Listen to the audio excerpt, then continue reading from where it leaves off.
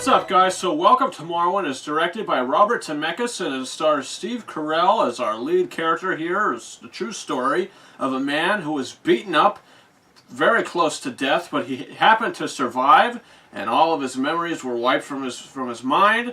So he now creates, this sort of little landscape to where he calls Marwen, and he has these dolls that he's collected, and they all sort of play a part in his life. All these women of Marwen, his dolls in this little town that he's created, all symbolize a person that affected him in some way in his life. And finally, when he gets a new neighbor, played by Leslie what? What is her name? Leslie something. Leslie Mann. There we go. I was going to say Leslie Bibb. I'm pretty sure it's Leslie Mann.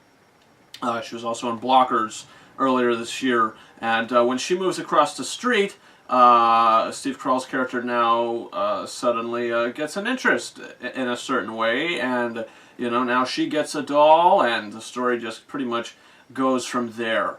Welcome to Marwen has really fantastic animation. I think, I'm not entirely sure how they did it, if it was CG. I mean, it was CG, but how they exactly did the motion capture or whatever with these dolls, because they look very photorealistic to the actual actors, and all that stuff, it looks really good, and the sound design is really good. The score by Alan Silvestri, very good as well. This is like the third score that he's done this year after Ready Player One and Avengers Infinity War.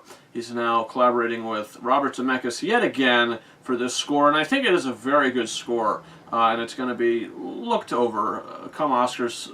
I don't even think that it's in the short list for consideration, but it is a very good score. I got a hint of Danny Elfman's Edward Scissorhands score. There's like a direct cue from Edward Scissorhands at the end of this film that I noticed. That was, it was just a little interesting. But yeah, the music is good. I think the direction isn't the greatest to this movie, because and the script as well, because you definitely get what Steve Carell's character is doing, and obviously why he's sort of dealing with trauma in this way.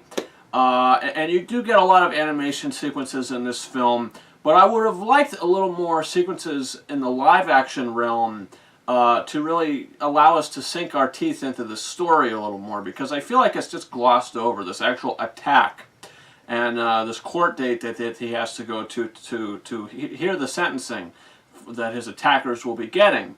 I feel like that's all glanced over. They really don't get much into that. And I feel like that is something that they should have really focused on, because, why this guy is doing what he's doing. It's because of this trauma and this horrible attack, which they do hint upon in the film. But this is a very weird movie at the same time. There's a lot of weird things that happen with the CG. There's some really interesting callbacks to some of Robert Zemeckis' previous work. I mean, it is a really entertaining film. I don't think I was ever bored, but I was never really 100% invested, because it does feel a bit unfocused at points. But I do think I like this movie a little more than others did. I think the Rotten Tomatoes score is pretty low for this. But I did like it. I was entertained by it. I think Steve Carell is giving a great performance. All the actors are doing pretty good. I think Gwendolyn Christie is a little much in the movie. I get that's what they were going for, but I don't know, when she first came on the screen and she's using this accent, I was a little thrown off. You get used to it. I mean, she really only has one scene in the movie, live action scene. The rest is all the animation stuff, so it's not too offsetting, too off-putting. But overall, welcome to Marwen. I did really like the movie. I didn't love it. I wouldn't even say that it's a very good movie. I would just say that it's fine. Welcome to Marwen is a fine film, I thought, just because of its entertainment value alone. And Steve Carell's performance. I'm going to give Welcome to Marwen 3.5 out of 5 stars. Guys, comment your thoughts. Do you plan on seeing this movie? Did you see it already? There's a lot of movies coming out this weekend. There's a whole bunch of movies, and I've reviewed most of them, so you can check those videos up on this channel now. You can also subscribe to this channel for, as I said, all those reviews. Reviews coming in the future. Later today, very shortly after today, I'll be posting my review for Mary, Queen of Scots, and tomorrow I'll be seeing The Favorite. So my review for that is either going to be up Saturday afternoon or Sunday early afternoon. So you could definitely check that out. My review for Vice It will be up mid next week sometimes, what I'm planning. And then later next week, I'll be doing my top 10 best and worst movies of the year, so that's very exciting to do. I hope you guys enjoy that. Also, if you want to see this channel grow, you can follow me on Patreon.